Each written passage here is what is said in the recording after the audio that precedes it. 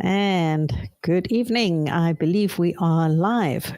You are here with Alison and I this evening, and hopefully Jen, although Jen has been saying that this app is a bit glitchy, that she's got to get into the video chat. But there she is. She has joined us. So welcome, Jen.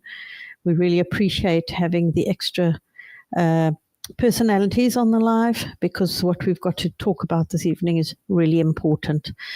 So we want to start off by talking about last week's protest march in London. Jen, Alison, and myself were there, and we had a fairly good turnout, I'd say, although it could always have been more. We really, need a much bigger presence still, but it wasn't too bad. And we did have people join us along the way, which swelled our numbers somewhat. Do we have a picture there, Kat, of the protest last week? I think you did have on the Facebook. There we go. And we had the Stop the Bill car that came along with Alison, the Scrap the Schools Bill car, and had a very loud presence there in terms of colour. And we had a great lineup of speakers. Alison, would you like to tell us a little bit about your experience of the day and what your message was? Right. So I was the first speaker on the stage, and I thought there was an amazing buzz. It was a very, very, very lovely atmosphere. It really was. The people that turned up, I knew a lot of them. I knew an awful lot of the people who turned up, because it's often the usual suspects, isn't it? And it was so friendly. The police were absolutely fantastic, and in fact the police commented very favourably about the atmosphere on the protest. They were very, very pleased with how we conducted ourselves, etc.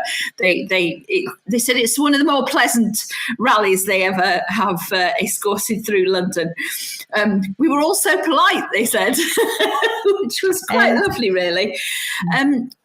So I spoke to a great number of the general things about the bill, like, for example, the breakfast clubs and how actually feeding children a cheap breakfast in the morning can actually hide abuse, because if you are feeding everybody, you're hiding the ones who are hungry.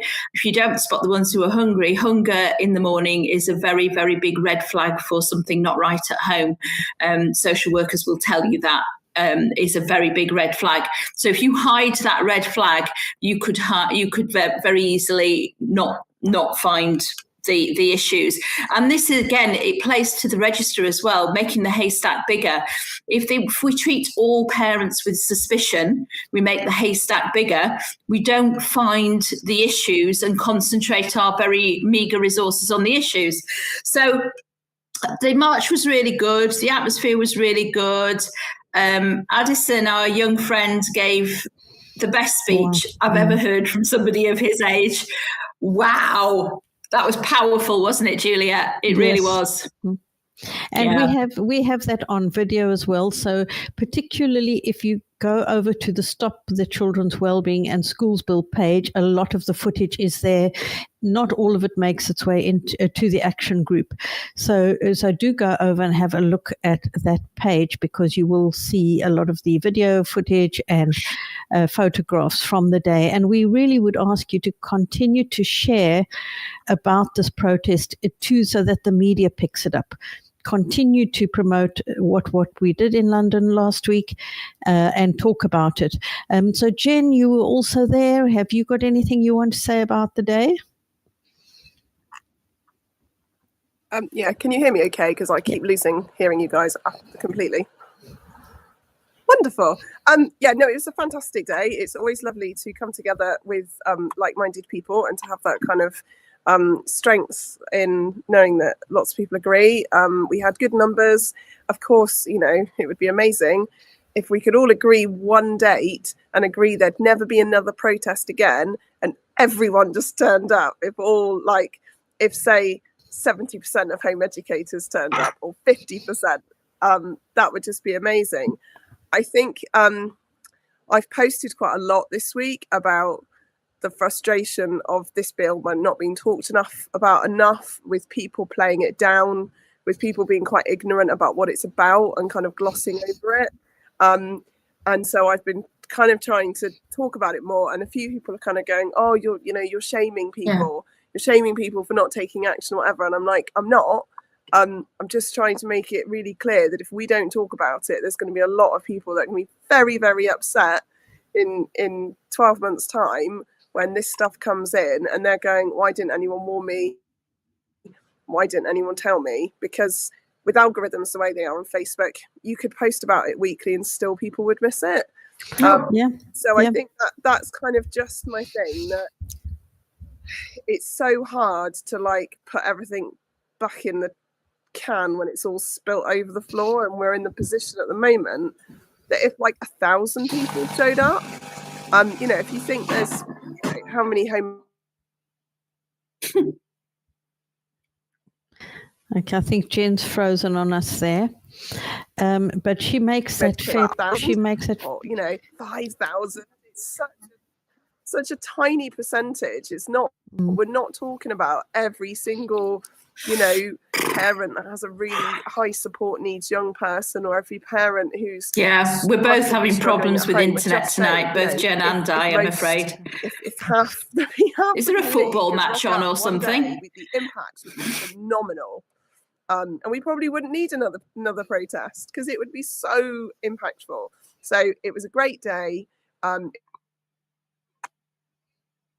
It was lovely to see people. We need more people to come to these things. It's very encouraging, and it was lovely to see the younger speakers. I think young people speaking is always really important. It's all very well us going on, but it makes a big difference to hear young people and their lived experience. Yeah, we've had a fair bit of glitching there. Sorry, Jen, and Alison, I think we've lost her. So it is just a bit of a problem with internet and so on where people are. But as they've said, we had a good showing, but I don't think we even had 1% of the action group members there. We have nearly 17,000 members there, and we certainly didn't have 10% of the group, and I don't believe we even had 1% of the group there. We even had members on the group saying that they'd only just heard about the protest afterwards, and this is somebody who's a member of the action group. People are saying that they don't always have time to watch the lives. You need to realize that the reason we have these lives is to make sure you have information, and it just takes half an hour basically on a Friday night to get the information. And if you would like to make sure you don't miss anything, please subscribe to the Substack so that you can get everything in your inbox every Monday. So you will get the live. The live will be linked to, and there will be all the things we've discussed and more in the Substack on a Monday morning. So please, there's really no excuse to not be informed. We're doing everything we can. I know the algorithms are nasty, but even if you just go onto the action group page once a day and do a quick scroll down to see what is new, what's the latest. So please just take some responsibility to find out what's happening in the group, because we're doing our best here and we need as much support as possible. So we've had Christine has asked a question about whether we've had any feedback from non-action group people, example, politicians. I can't really answer that. I don't really know. I think we did have some media coverage from sort of your independent journalists, and we have had things being shared, but I can't really comment on whether we've had any feedback at all, like Bridget Phillipson passing comment or anything like that. So yeah. Sorry, Christine, if I can't answer that. So Jade has mentioned that Facebook holds the video for a month, so you can go back and watch the bits you've missed. So, please take responsibility to catch up, because we will highlight the most important things you need to know in this live on a Friday evening. All right, if I just jump in a sec. Yes. The whole of this video will be on the YouTube channel for as long as Juliet keeps it up there, unedited. A edited down version that gets rid of the ums and the buts and the bits we muck up, that goes out on Substack on Monday, also goes on the YouTube channel because it does it for us. And as Jade's been saying, the Facebook video is up for 30 days. So. Yeah, so there's many ways. So so the YouTube channel doesn't go away. So you can go and check stuff there anytime, really easily, or subscribe so that you get notified when there's new content. And of course, we have the Substack, we have our lives. There's many ways to make sure that you are kept updated. And that leads quite well into the that we need to point out that Randall has uploaded. Yes. Yes. So just today, Randall Hardy has uploaded a new video which talks about some of what has been happening in the House of Lords. So as you should know, the bill at the moment is in report stage in the House of Lords. We were thinking that they would be discussing the Children's Wellbeing in Schools bill this past Wednesday, the 21st of January, but they didn't get to it, and Randall will explain why. And it is, if you haven't understood quite how things work, that's a good video to go and watch. And it is on the YouTube channel, which is called the Home Education Channel. Couldn't really be easier to search, the Home Education Channel. And then we also, on Wednesday, there were some updates, amendments added at the last minute to the Children's Wellbeing in Schools bill. Now, hopefully, if you watched last week's live, we spoke about some of the nasty, nasty amendments that Baroness Smith of Melbourne had added to the bill. Now, she represents the government, so the chances of those being voted out is quite small. Nonetheless, you can still contact Lords about them and have your say. But then we had Baroness Barron, who is a Conservative peer, and she added some really questionable amendments. It's quite concerning because we're not quite sure what she's thinking. So let's have a look here. If you go on Fiona Nicholson's Ed Yourself page, she's really, really good at breaking things down and making it easy for ordinary people to understand, because the bill is obviously very challenging to read, the wording they use and the cross-referencing. So we have Amendment 121A, which is that in local authorities must consent to the withdrawal of a child from school if there are currently or have ever been inquiries, proceedings, or action initiated in relation to the child under Section 31 or 47 of the Children Act 1989, or the child is currently classified as a child in need under Section 17 of that Act. Now, I think Baroness Smith had a 5-year thing. Is that right? And Baron is saying if they've ever been under investigation. Now, the problem with this is, what if you were receiving, you'd approach the council, like your local authority or something, for some support because your child is disabled? What if something happened to your child that was a safeguarding issue, but it has nothing to do with you, with the parents? There are many, many reasons why a child may have had inquiries or proceedings. And what if it's a foster child that was under those proceedings? It's saying that those children are subject to local authority consent, whether they are able to be withdrawn from school. So this, and as I said, this is really bad, because Baroness Smith said if they'd been involved had anything for the past 5 years. And Baroness Barron, what on earth is she thinking? to say if they've ever been. I don't know. I think perhaps she's been smoking her socks this week. But anyway, we'll be kind and say maybe that's what she was doing.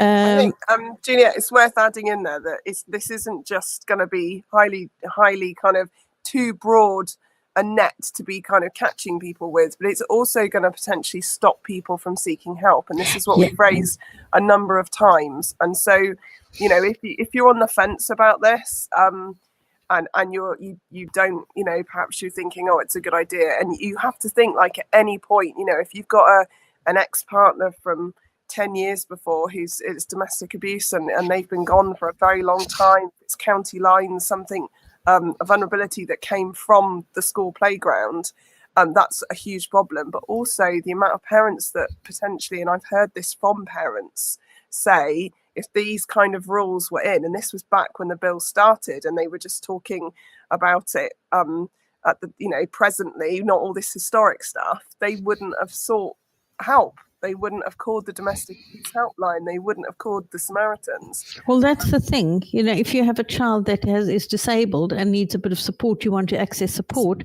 you're going to think twice about it now. And that is not in the child's best interest at all, is it?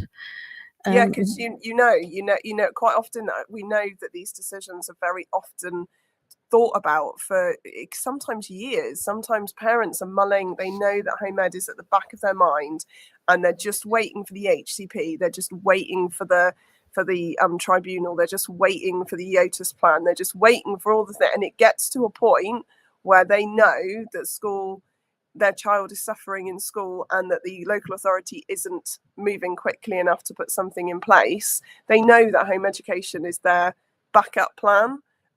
So it's not even like people make this decision really quickly. They, you know, families I've spoken to have said, I knew that home ed was always there for us, but it took us 6 months, 3 months, 12 months before we accessed it. And so, yeah, it's something that it's a huge amount of harm. And we've also got things like potentially malicious referrals where it still has to be investigated. And if you look at that amendment, it's saying, you know, if they've ever been investigated, which could be, I mean, what a load of nonsense and what a time waste for social workers and so on. Then we've also got an amendment where the views of a non-resident parent would be sought. So what if there's domestic violence? What if the parent is trying to, there's a need for the parent to not give away her whereabouts and the whereabouts of the child because there's a threat of violence. We've got the amendment would require the local authority to conduct a home visit where a child has ever been subject to care proceedings named in a child protection plan. And then another one where they have to include information in relation to care proceedings, both for the child and their siblings. So you can see these are quite extreme. And I mean, I wonder if there isn't some kind of tactical thing behind it. So we do have a comment here from, where did it go? There was a comment from Jodie who said she emailed Baroness Lister, who replied and said these would be voted down as Baron is opposition. So because they're not government amendments. But this does make me wonder a little bit. Not necessarily. I mean, they could be, but I mean, this isn't exactly going against Bridget's tone of voice, is it? I mean, she could have written them. We hope that the government will be moderate and think that's excessive, but it pushes it even further. And when we know that's the ones that Smith put in, that the government wanted more, and that was kind of seen as that they didn't go for the throat. They were kind of had to be tempered by various conversations, back office conversations. So this could be exactly what Bridget and her pals want. So I think absolutely it'd be great.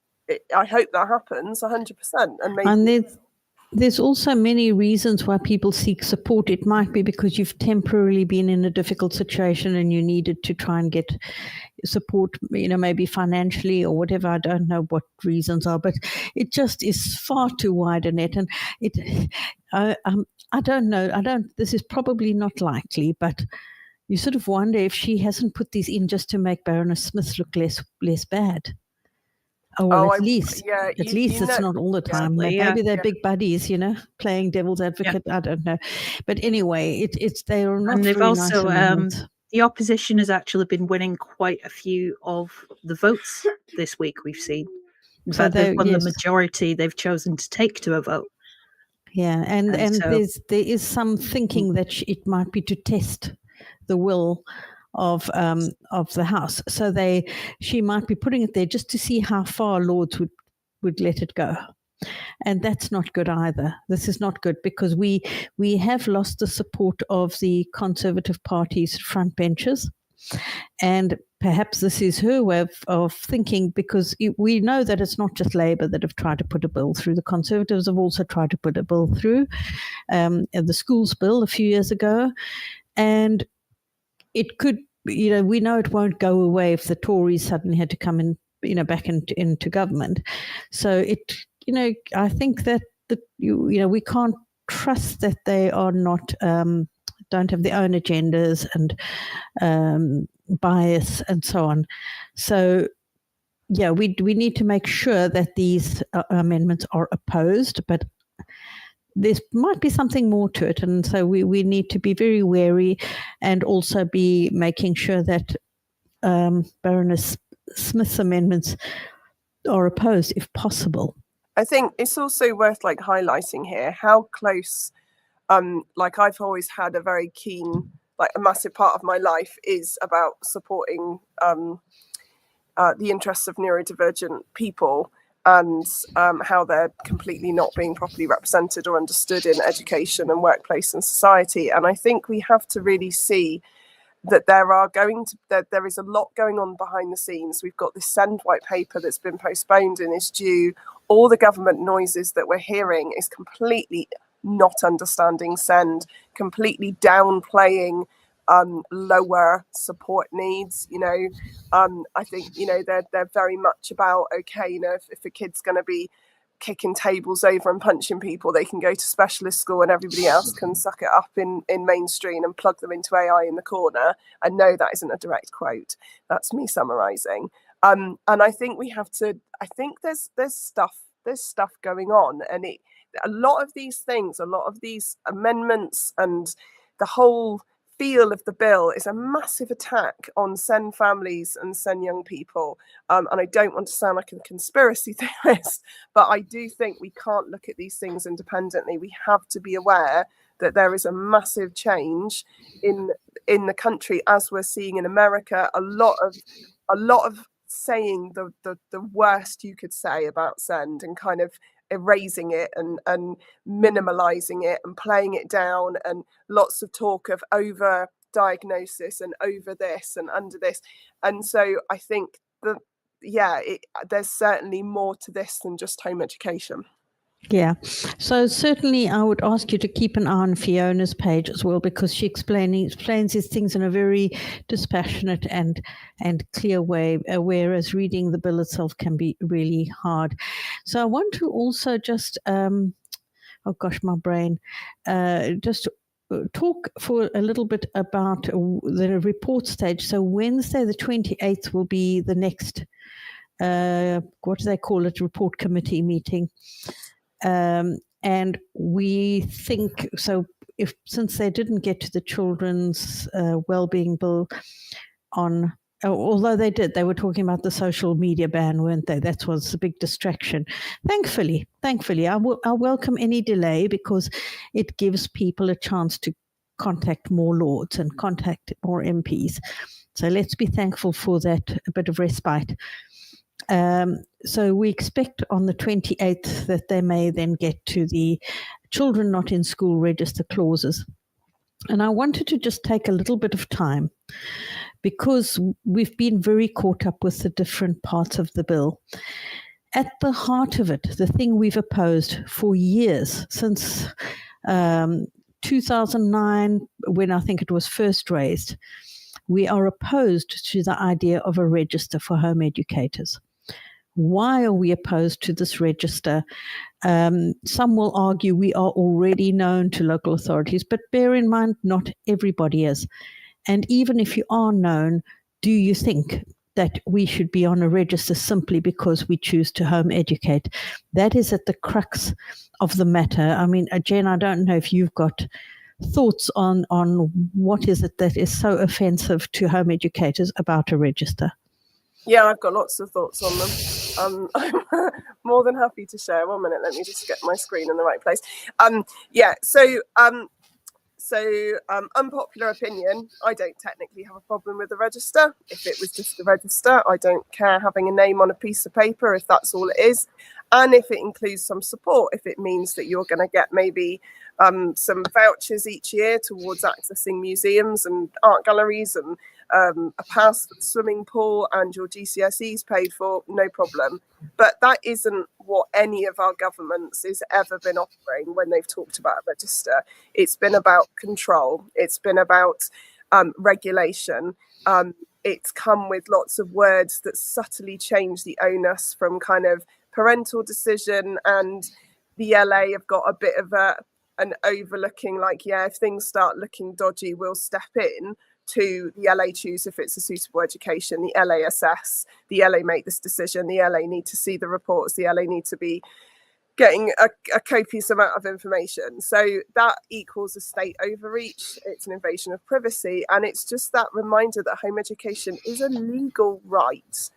And that actually children, I had this discussion with my daughter, actually, because someone she knows is being a tiny bit ignorant about everything and has this idea about all these hidden home educating children. And we sat there and we listed all the ways that home educated children are seen from the groups and clubs, and things like next door neighbours and shopkeepers and library assistants and doctors and dentists and opticians and all sorts. There's a whole ream, tutors, everything. There's a whole ream, extended family members.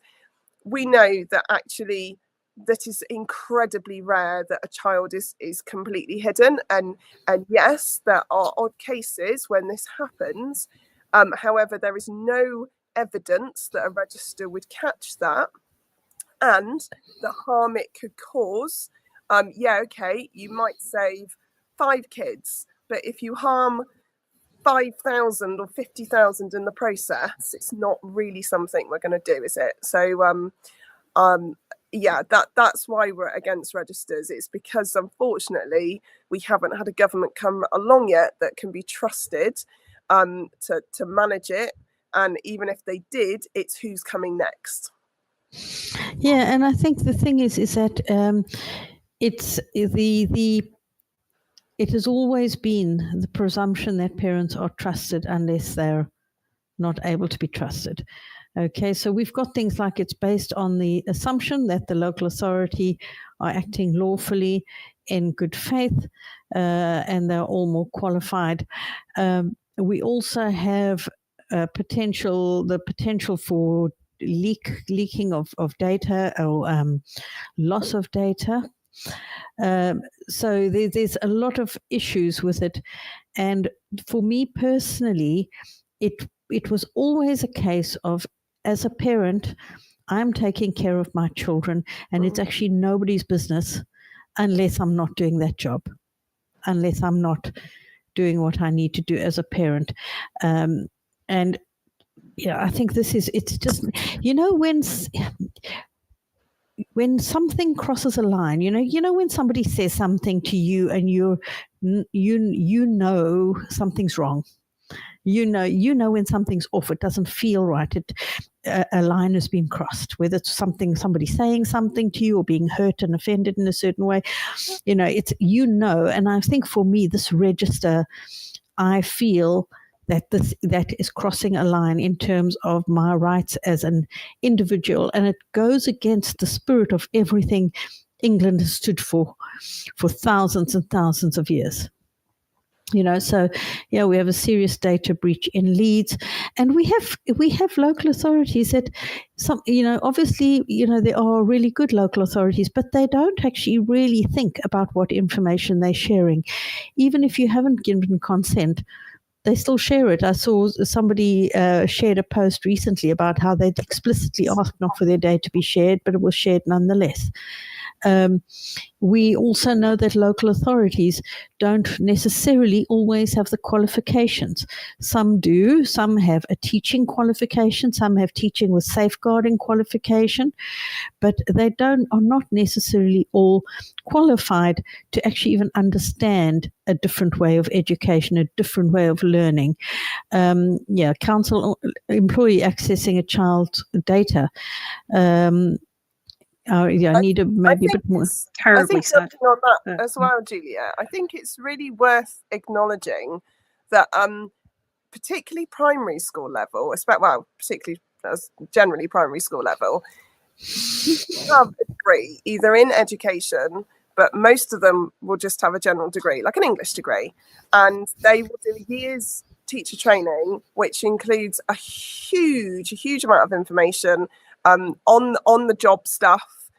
Crowd control, all of these things. And so that's not being critical of primary school teachers, but certainly at primary level, parents are just as equipped, in fact, more than equipped, because they are a specialist in their child. They know everything about their child. They know what they need, how they need it delivered, what breaks they need. So I think it's always worth in these times to also remember that, there are some incredible teachers, but a lot of them are not any more skilled. And in fact, a lot of parents are more skilled just from their life experience, their training, their education, and their knowledge of their child. Yeah, and without needing to be mean or nasty in any way, the local authorities actually set up to serve us and to work for us and to support us. That's what they're actually set up for. But what a register will do is it puts them in a position where they believe they actually own that responsibility. They're taking that responsibility. And the reason, we fought back against a register for all these years is because, as far as we're concerned, that information belongs to our children and to us, and it shouldn't be used anywhere without our consent. And if you get some food out the fridge and it looks off and it smells off and it is off, it's off. And to me, that's what a register is. It's off. It doesn't feel right. It doesn't look right. It doesn't sit right. And it goes against the spirit of this country, which is all about freedom of speech and freedom of expression, and being your home is your castle, your private family life. All of those things is what England has been about. And we just found those attitudes shifting now to where they're comparing themselves to Germany and saying, well, actually, Germany, you wouldn't even been allowed to do this. So, and it's where, what was the other one where they I think it was a comment about, it's almost like, well, you be thankful that we're even allowing you to keep these little crumbs of freedom. We could be as bad as Germany and France. And this, it's, yeah, I think it's very interesting how language is used, isn't it? And it's that subtle way that it goes from, oh, Germany made this really extreme decision and it's really not been ideal, particularly when police have been banging on the door to drag children into school, to suddenly, oh, well, everyone else in Europe's doing it this way and we're the odd ones out. And we, and you're like, well, no, we're just the last semblance of sanity. It's not that they're all doing it for really good reasons. They're all doing it because of massive state overreach. And we should be learning from that and and concerned about that. Well, we should be leading the way, actually, in terms of freedom. And we did, in the past we did, in respect of slavery and those kinds of things. Britain led the way. So, where data exists, misuse can happen, and it can happen very easily, and it can be extremely dangerous, particularly with this unique identifying number that they want, where basically police, educators, social workers, health professionals can all access information. So imagine if your child had some serious mental health issues at some point in their life, and in the future they have a run-in with the police, and the police can go and look up that information and can sort of call that into question, and then the social worker comes along and say, well, clearly this child's got issues and they're not stable because they're able to see all that. And then why would you want to go to the doctor for help? If you have concerns about anything like that, why would you want to go to the doctor for help? So they actually really are leaving people with very few options other than... Yeah, and then you've got the rise of parent blame and the fact that all this data on our children is going to be gathered together. They're saying they're going to process it with AI to identify risks both locally and nationally. But then they're also saying, but there's all these risks online, and there's all these risks that they get exposed in school, on the way in and out of school, wherever else in life. And yet parents aren't going to have any access to that data. What if there is something they would recognize that the AI and anyone else involved just won't pick up on because they don't know the child? But not to mention how many parents have raised concerns about their children to professionals and they ignore it. So suddenly AI's opinion is more important than that of the person who lives with the child. It's actually shocking that they're even thinking that way. It just begs, I just have to shake my head and think, what on earth are these people drinking? What is in the Kool-Aid? That they are drinking so wholeheartedly. We are very, very quick to hand over absolutely everything to something which even the layman person knows. There's serious questions around AI, and I don't just mean ethics. There's learning from inaccurate information. There's the fact that it is still learning. There's so much room for error. The amount of times I've had, I don't use AI much, because I'm a bit ethically against it. I have used it, I do use it sometimes, and I remember asking it something fairly boring, and then it got the day of the week wrong. It knew I was in the UK, and I had to argue with it like 3 times, and I was like, at the end I said, but it's Saturday, and it was like, oh yes, you're right, and I'm like, I know. And you're like, if it doesn't have the computational power to get the basics, then what on earth are we doing trusting it with analysing this level of data and handing over? I mean, I think Bridget Phillipson, goodness me, that woman must be she loves AI. I'm not gonna say anything I shouldn't, but something interesting's going on there, and it will not be long before we don't need teachers anymore because it will all be AI. I mean, it's bad enough now that a lot of secondaries are very PowerPoint heavy, but it's, we won't need the teachers. We'll just need classroom managers. Yeah, that's right. Because AI, at this stage, it's just massively experimental still. And why are we agreeing to put all our children's data into it? They are the test subjects. But ridiculous. 100%. Yeah, it really doesn't sit right. And there's Amy's just mentioned something about Animal Farm had a scene in it was not the original, which linked was a cup. Someone made the edit voiceover. I'm not quite sure what you mean there, Amy. Is that what AI told you? Okay, I think that's what AI told her. And then we have quite a long quote, a long message here from Jade about how the bill can actually cause harm.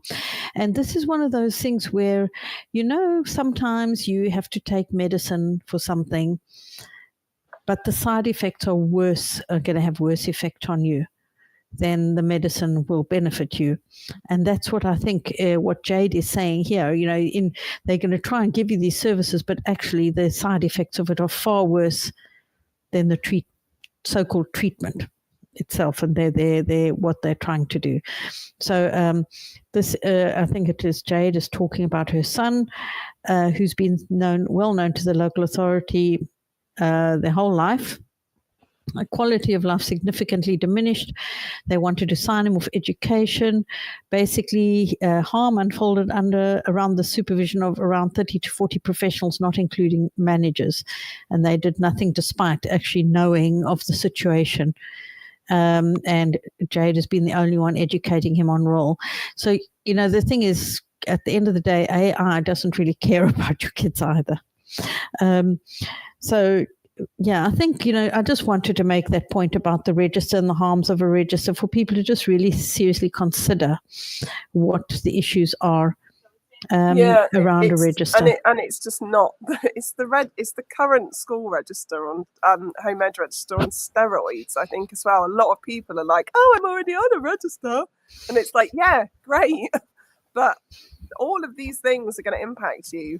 And all the families who are already home educating and thinking, oh, great, I've got out of that because we had a child protection thing years ago, or we were on this plan, or we were, but they're going to look at everybody. They're not just going to go, well, you've deregistered already, we'll ignore you. I mean, it's huge. And I think the other thing is, like we're saying, is I think it's going to be utter carnage when this goes through. Utter carnage. We already, our SEND system, like our country is fracturing as far as education, schools, well-being, sorry, it's a point of phrase, and SEND goes.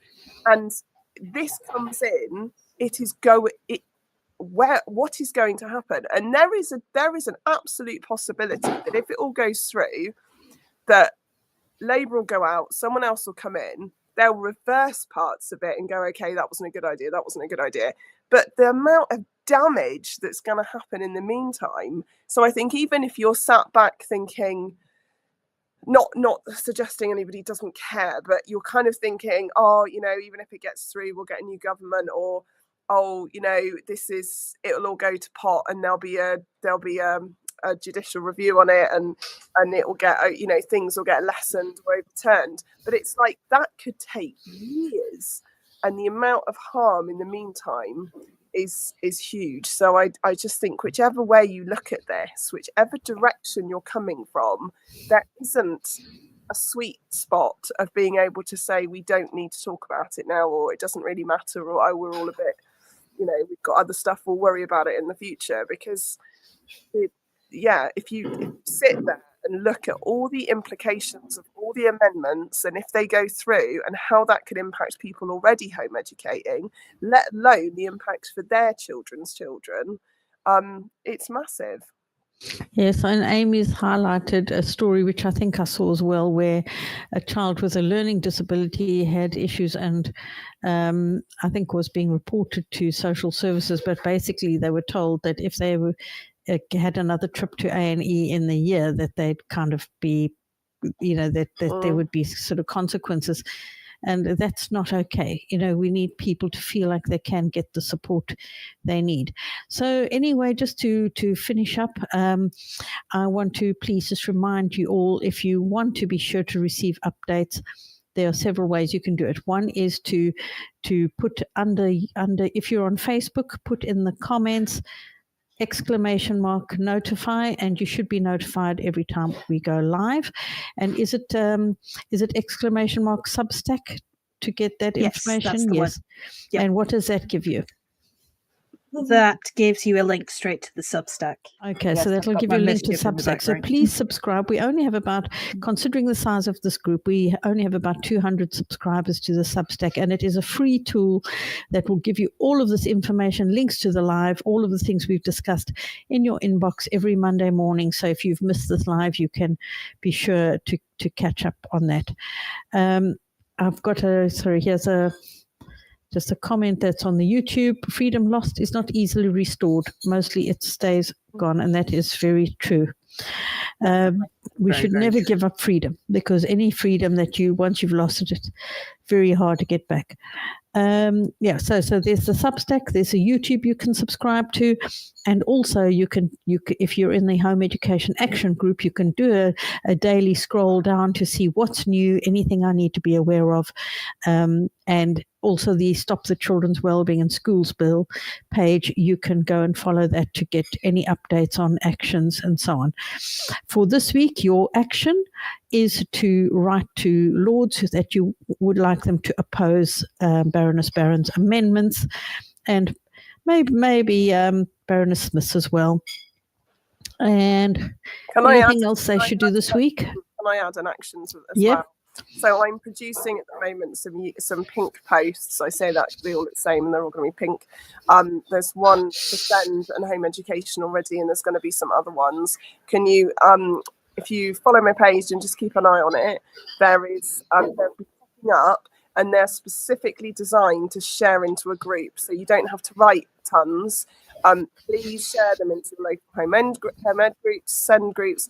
There's going to be one for general parents. There's going to be one for groups that kind of deal with more like state overreach and that kind of stuff. So if you are in a few different groups, if you could just share them into there and just say, please take a look. They are designed to just make people go, ooh. And it just has links. It'll have links already in the post, in the comments of the post, to get more information. So they're not meant to scare. They're meant to make people stop and look, and then hopefully seek some information. Okay, so you can follow Jen's page. And yeah, there's lots of ways to get information, but the best is just to make sure you're subscribed to these different things, so that you get notified of any new content. So I think that is it for tonight. Don't give up. To remember to when you're writing to peers, they've got a really strict spam filter on the House of Lords email system. It only takes 6 identical emails for all of those emails and any subsequent emails using the same text to get deleted. So you need to be a little creative, just changing up your wording depending on who you're contacting. Yes. And basically just keep badgering peers to, 1, turn up on Wednesday to come and vote against those amendments that we really don't like. And 2, especially if you're wanting to try and get them to submit any new amendments, I think they need to be in on Monday, like actually in from the peer to the clerk. So that's a job for absolutely over the weekend if there's still time, but it's still worth a go. Yeah. And then for people writing, need to start softening up their MPs, getting ready for ping pong. That's the other stage, that once it's got report stage here in the Lords, followed by the third reading, which my understanding is that's where the Lords try to tidy up the different amendments to make them all work together. Then it's off back to the House of Commons, where they get given a list of the amendments the Lords want to make, and they either agree to it or they say we don't agree, and it gets sent back to the Lords, and that is the ping pong stage. Yeah. So it's time to soften up our MPs. Yeah. So don't stop writing to your MPs. They can only ignore so many people. Once it gets past a certain point, they can't really walk away from it anymore.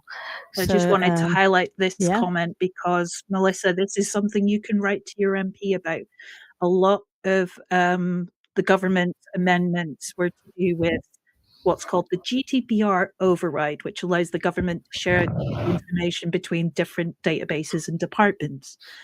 Now, a lot of us had letters back from our MPs saying, oh, we know this is all a big change, but GDPR still applies. So just literally ask your MP, what is the GDPR override? Could you explain it to me, please? And then they have to go away and find out what it actually means instead of just waving it through like they often do.